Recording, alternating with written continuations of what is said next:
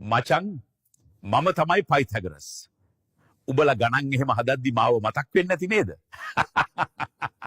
ඈ බොලා නාකි පඩංගුවෝ. පක්කද බලන්නේ. පාඩුවේ ගේම් එකක් ගහගෙන ඉන්න නෑ. පොල් කඩන්න වෙලා. ලහිරු පුතේ ඊයරෑ නින්දෙන් ඇයි මට එන්නේ? දැන් මං බඩ වෙලා. උඹට මාව පන්නන් යන්න වෙයි හොදේ. පාඩුවේ ගේම් එකක් ගහගෙන ඉන්න නෑ. පොල් කඩන්න වෙලා.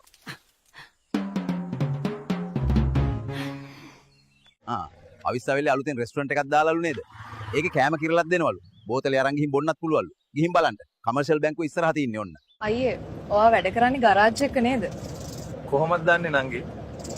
ජැක් ගහන විදියෙන් තේරුණා අයියේ. සදුනි ඒක නෙමෙයි. ඔයා දන්නවද?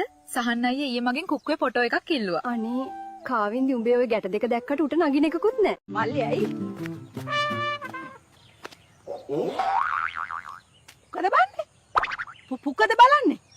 සජිත්ගේ කයියයි පඩගදයි විතරයි වැඩ නෑ. අංකල් කොයි පටවන්නේ කොහෙද?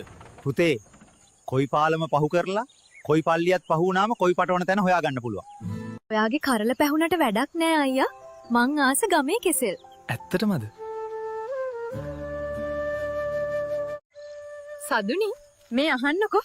අමුතු ඇටේ යකපුත්තු බලාගෙන හිටපු වියෝ 3 ඇවිල්ලා බබා. වව්. ඇත්තටමද නෙත්මි? අද අපේ එක්කෙනාගේ උපන්දිනයට සර්ප්‍රයිස් කරන්න කාමරේ අස් කරලා තියන්න ඕන. අද මම ඉන්නේ හිරිකැටිය බීච් එකේ. යාළුවනේ අනෙක් පැත්තේ හිරි කැලේ තමයි පේන්නේ. නැගපු කැටිය ටිකට් ගන්න. කවින්දු අයියේ, ඔයාට නගින්න නැහැනේ බබා. මම ටිකට් ගන්නම්. තරිඳු පක්කයෝ ලැට් එකට වෙලා බීඩි ගහන්නේ නැතුව වරෙන් මට රෙවෙන්න හදන්නේ.